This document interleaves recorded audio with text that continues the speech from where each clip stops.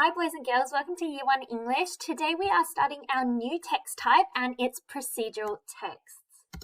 So the learning intention today is that you're going to be learning how to write a procedure. And some of the checklists, I guess we call them success criteria, that you can tell yourself is, well, I can include a title, a goal, materials, and steps.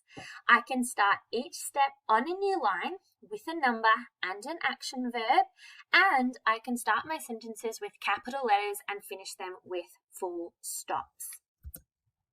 So today we're going to be showing you how to make a jam sandwich. And you can see here that there is the goal. And the goal is basically instructing the person that you're telling, giving them instructions, how to make something, or how to maybe plant a seed, or how to hang the washing, how to empty the dishwasher. So they know that when they are following your instructions, by the end of that, they'll have achieved. And then here you'll see what you need. And this is where you list the different items of what you need. So we're making a jam sandwich, and then that means we're going to need bread, butter, knife, and jam. And you can see that I've actually put those ingredients into dot points, and that just makes it easy to see and easy to follow. So what are instructions? Instructions are written for someone who needs to know how to do something. So I've got two examples here. The first one is how to brush your teeth. And it's very basic, but you just show the person they need to get their toothbrush, then put some toothpaste on the toothbrush, etc., etc. The other one is how to wash your hands. So we always need instructions, even as teachers, giving students, as teachers, we give you guys instructions. Can you please take out your grey lead pencil, or can you take out your writing books ready for today's lesson? These are instructions and these are what people follow. So step one, this is where we're going to get into the nitty-gritty of how to write a procedure. And we're going to do it step by step so that you can take your time, you can write down each of these sentences, and feel free, if you get stuck, you can email your teacher, and if you need some further clarification, again, shoot a message through, or you can ask your mums and dads, they might know as well. So, how to make a jam sandwich, step by step. Number one, get 2 slices of bread. So you can see here that we've got 2 slices of bread. Now you will already have your ingredients ready to go, because when you are giving instructions, the person needs to prepare themselves. Have a look though at this word right here, get. We always start each of our sentences with an action verb when we're doing procedure. Get, place, do, use. These are all examples of action verbs. So number one, get 2 slices of bread. Number 2, get some jam, some butter, a plate, and a knife. And you can see there's even little pictures to go with each step to help the person, or to help you know exactly what you need to make this jam sandwich. Step number 3, spread the butter onto 1 slice of bread. And you can see here, this person is doing that. Step number 4, spread the jam onto 1 slice of bread. And again, they're using now the jam.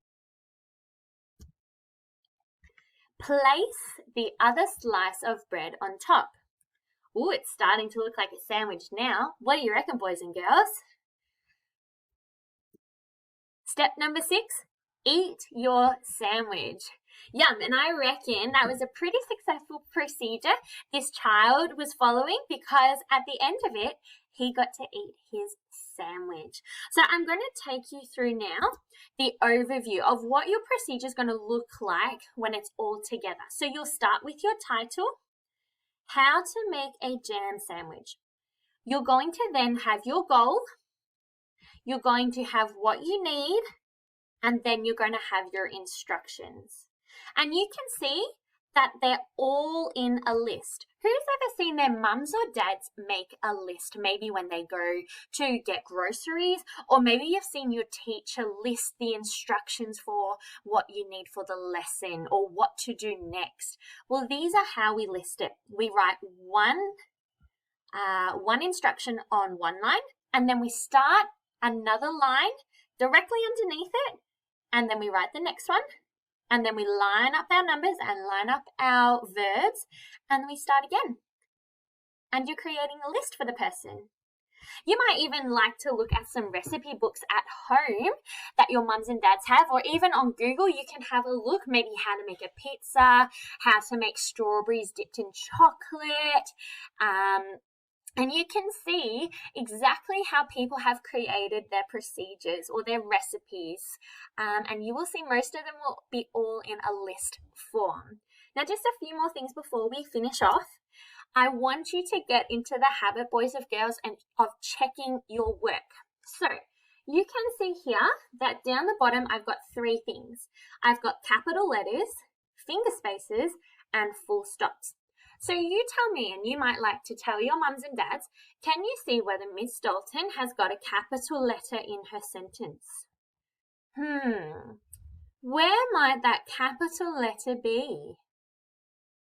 If you said right at the start, right here, you are correct. Capital letters always start our sentences off.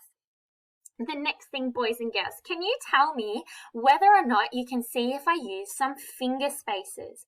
Do I have finger spaces in between my sentences? I certainly do. And finally, do I have any full stops? And if so, where is it? Right at the very end of the sentence. Boys and girls, I hope you enjoy learning about procedures. They are definitely one of my favorite text types to teach because I get to cook lots of yummy food because I follow lots of recipes. Enjoy, ask lots of questions and email us as well. Bye, guys.